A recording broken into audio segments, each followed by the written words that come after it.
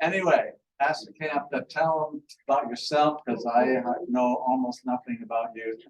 Well, since you already prayed, I guess that's the first thing I always do, and it's a little odd to start without that. But as I said downstairs, I bring you greetings from the largest Lutheran church in the world territorially. We're rather small. We work through a little over between 8,000 and 9,000 any given Sunday, but that's all over the country. That's about 120 worship groups and registered congregations. The church in Russia, the Lutheran Church in Russia, under the Tsars, was one church, and it was actually began with Livonian students, Livonian prisoners of war under Ivan the Terrible. He brought Lutherans back in 1540, and we always like to say, we hand out small catechisms to people, and we say, hey, you know, if you want a book that was in Ivan the Terrible's library, it's because he brought, one of the prisoners was a Lutheran pastor, and he became Ivan's librarian, so we're pretty sure there was a small catechism. So yeah, and then officially the first congregation was registered in Moscow in 1560. We have congregations, if we, you know, so anyway, many people have asked me about what's going on there, of course, and in these trying times. The church is under pressure from the government to support a war that it's not going to support, because the church really can't support wars in that sense. Also, it's under pressure from our Western partners to take a strong stance against the government in a protest, and we're not going to do that either in that sense, because, well, that would kind of be, you know, causing us a problem. We have taken a stance that actually gets everybody, both sides, a little upset, and that's, we've been praying for peace. We're saying, look, everyone is suffering, regardless of what's going on. And the fact is that in this political situation, and because of the members, some people have access to different news sources, others are just getting the party line. And if we took a stance one way or the other, it could also divide the church. And we're not seeking to do that at this point. There's a time when you do have to stand up.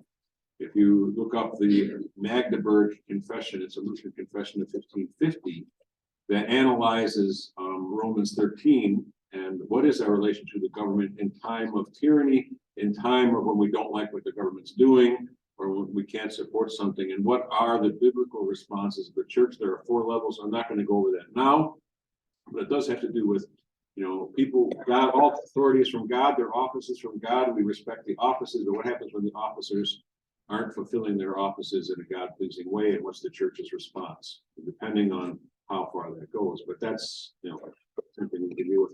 But like I said, this is the largest Lutheran church territorially. This is kind of a map of where our churches are.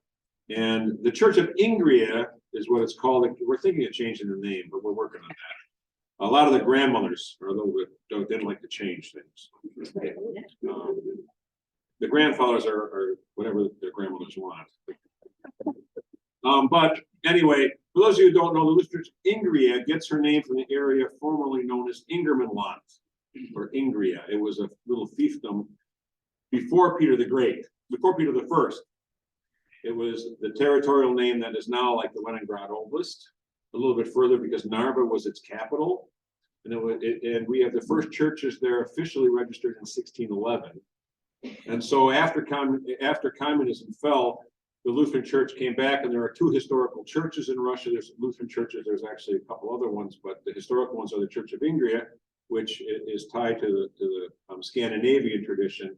And actually we use the German tradition too. We have German-speaking congregations. And then there is the German-speaking church that is affiliated with the state church in Germany, actually.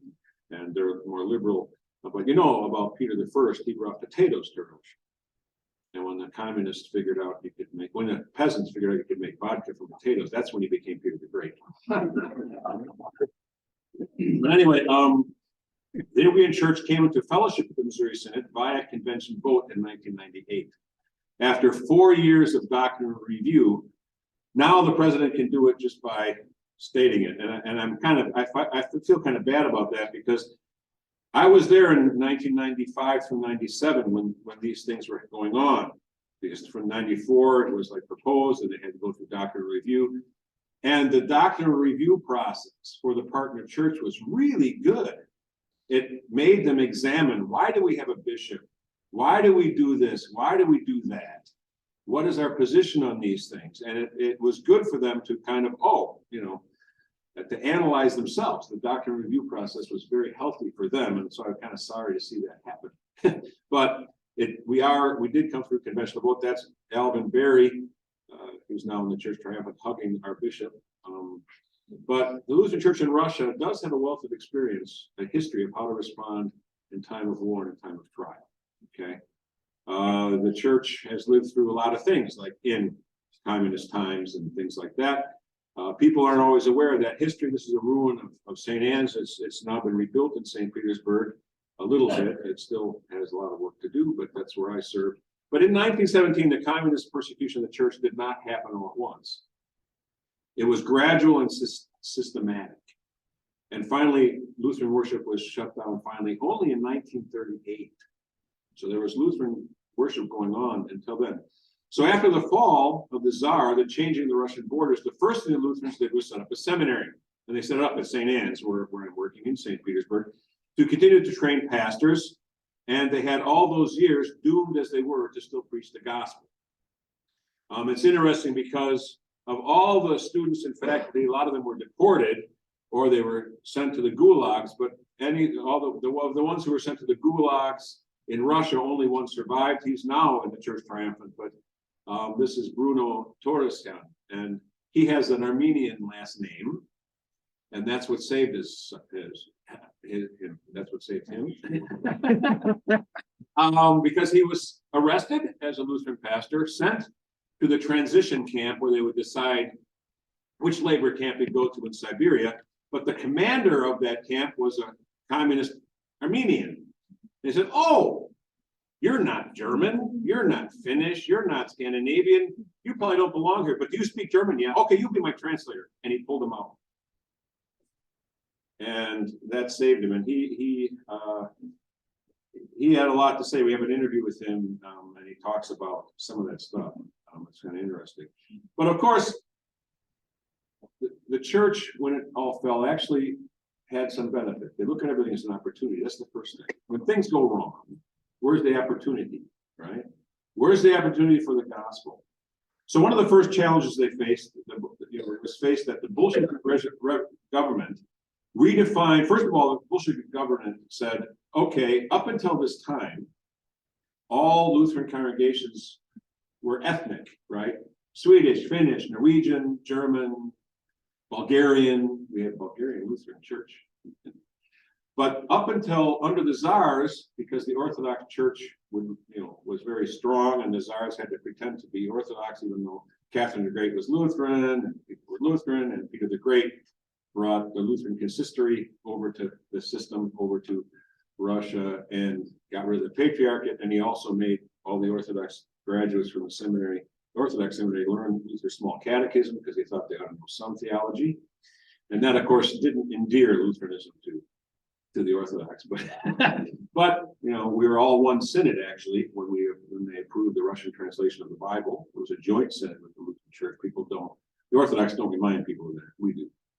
But one of the things they did was they said, you no longer have to do services in your ethnic language. You can.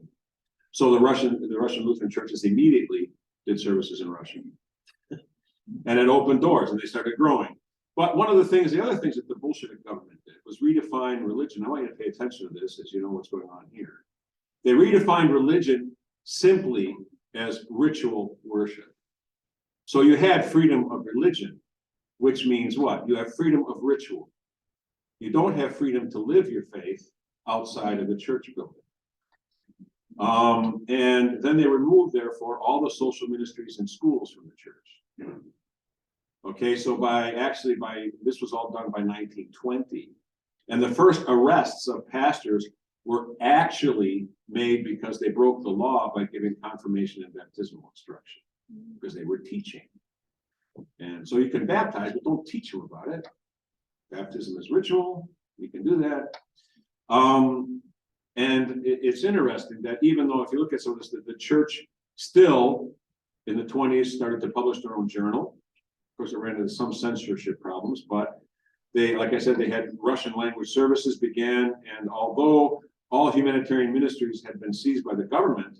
The church, because it had connections over the border, right? Because Lutheranism is kind of worldwide, right?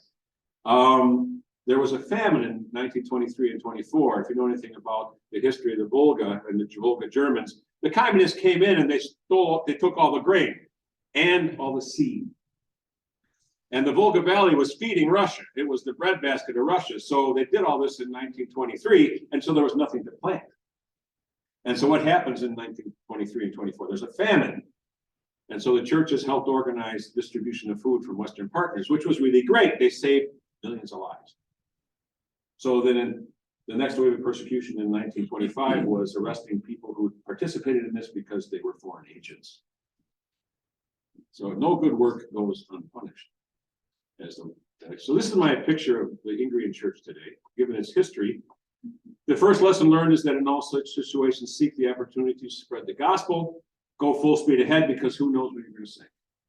Tomorrow, if we wake up tomorrow and the world is a mushroom pizza, the whole world is a mushroom cloud pizza, what are you going to do today? Shake in your boots? Mess your drawers? No. You're going to preach the gospel, because there's one more person you can reach who, if it does happen, they will be in heaven with you, right? They will know the gospel. So this is how we are now, full speed ahead, because who knows? The next wave may sink you, but who cares? We're going to go full speed ahead anyway, because to stop, you're certainly going to sink. So you might as well.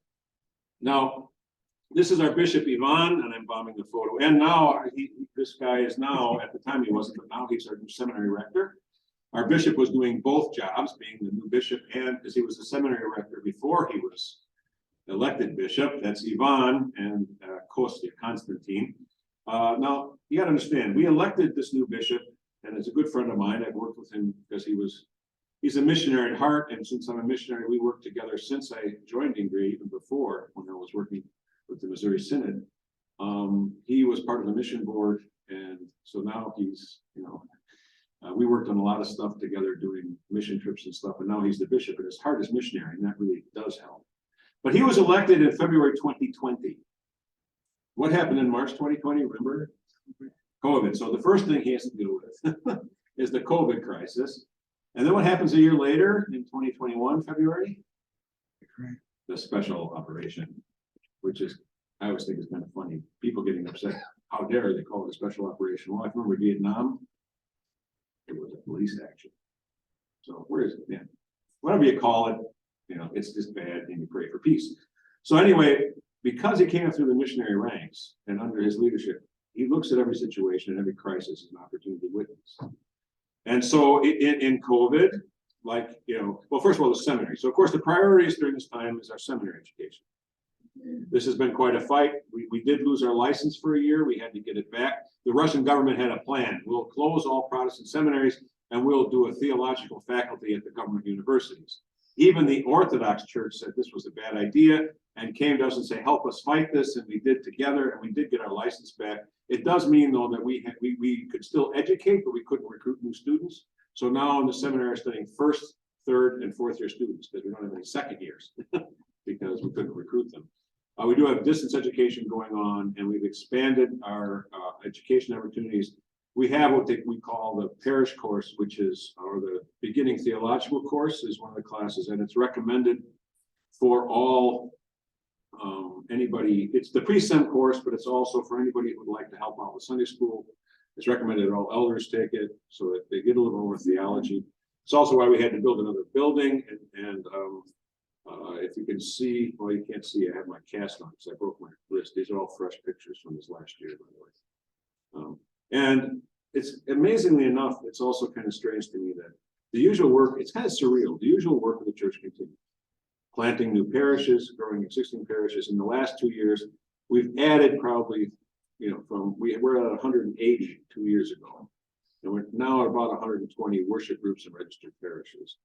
Some of these we pick up from, some of the German churches that are fleeing liberalism. Some of these we pick up because, well, when the Crimea became part of Russia, there were a couple Lutheran congregations there. And also there are Protestants. And this is the missionary thinking of our bishop. And it's kind of tricky, but it's true. There are some Protestants who say we want to be Lutheran, some non-denominational churches. Well, you can't really take their pastors without confirming them, and then they have to go to seminary and be educated. So we do that. But he's willing to say, well, okay, we'll deal with this. We're not going to raise the bar too much. And we take these congregations, and we know we have congregations where there's somewhat less than orthodoxy happening. But we know that if we have good, solid seminary education, that pastors don't move, okay, because there's no parsonages.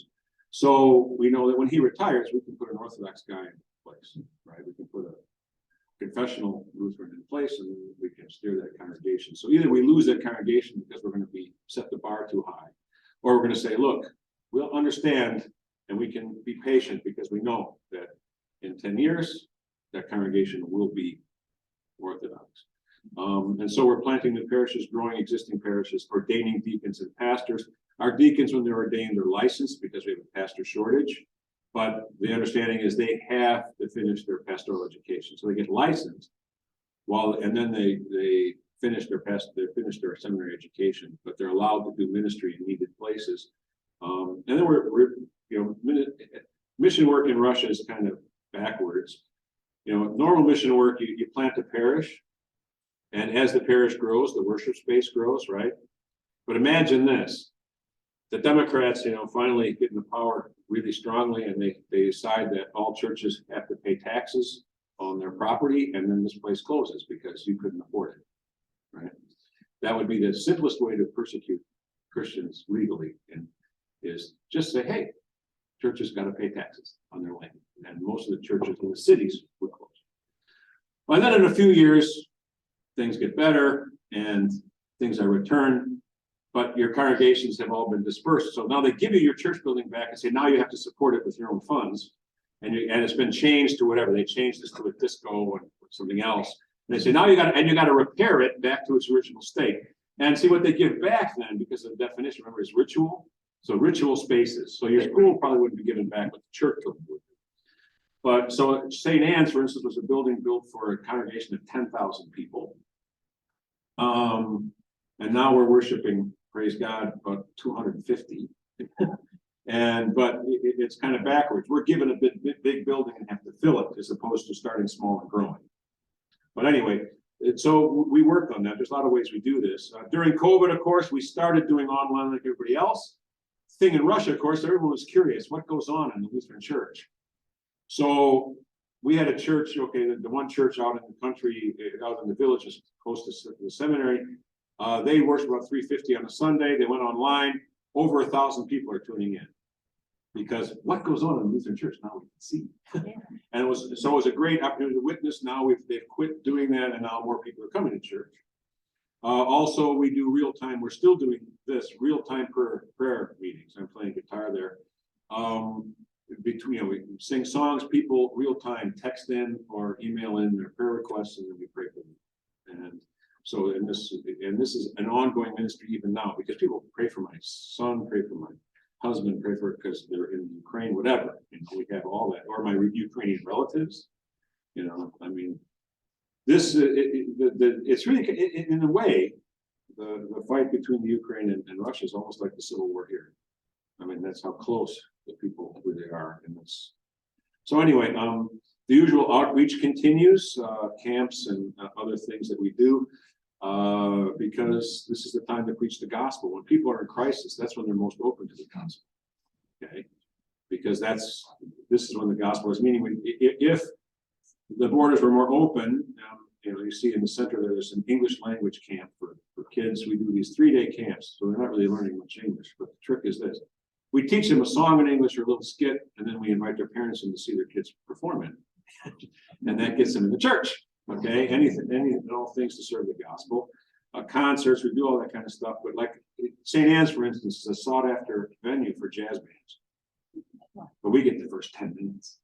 So they sell all the tickets, do all the advertising, and we get the first 10 minutes to invite them to what we call the basic Christianity course. In a sense, what we've done is just basically renamed confirmation and new member class. Because anybody outside the church, confirmation, what does that mean, right? Especially in Russia, it sounds horrible, confirmation. What's that? And also, new member class, well, I don't want to be a member. What about people who are just interested in finding out about Christianity? Because they don't know what it is.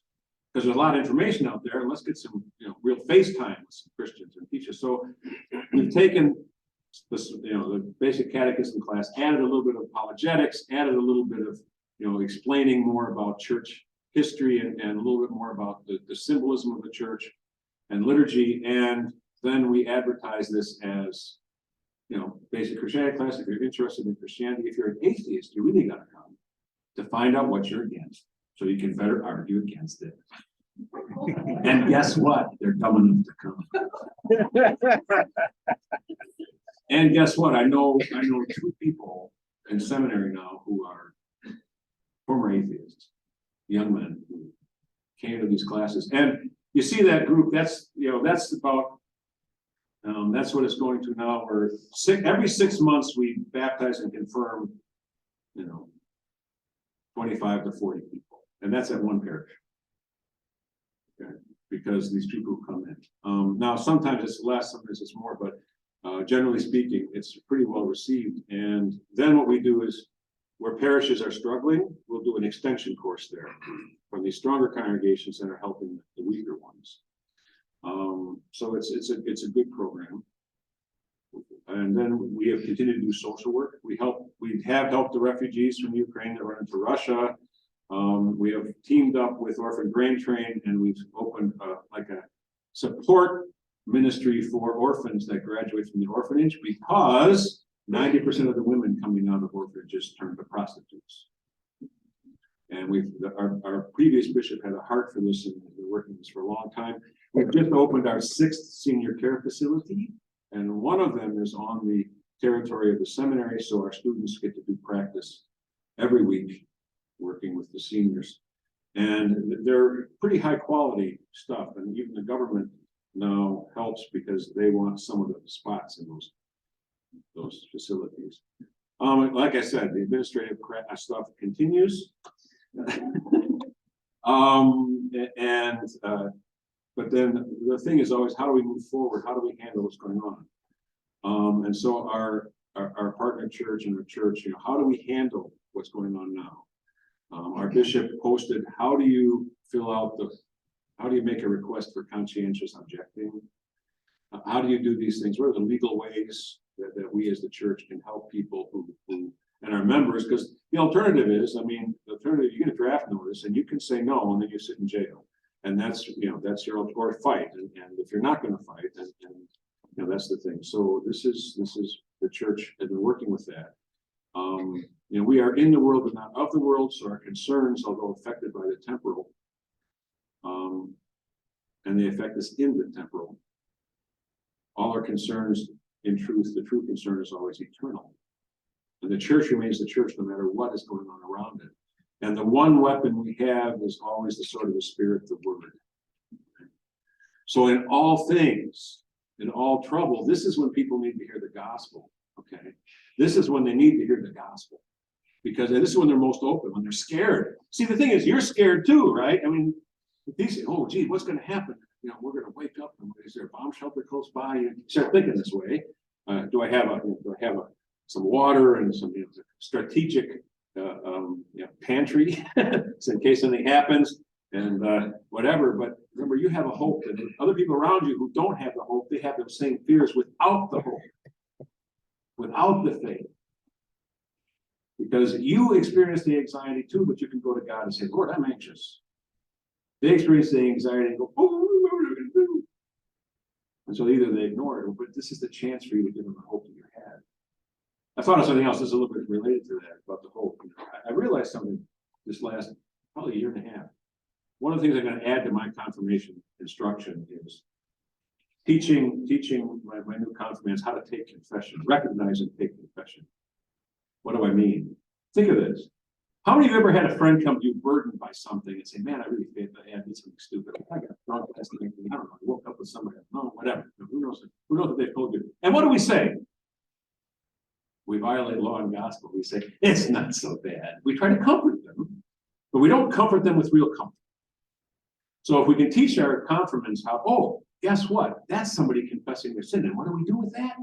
We say, yeah, you know, that is pretty bad. I understand. Because I've gone through that kind of crap too. That's bad. That's sin. That's horrible. But guess what?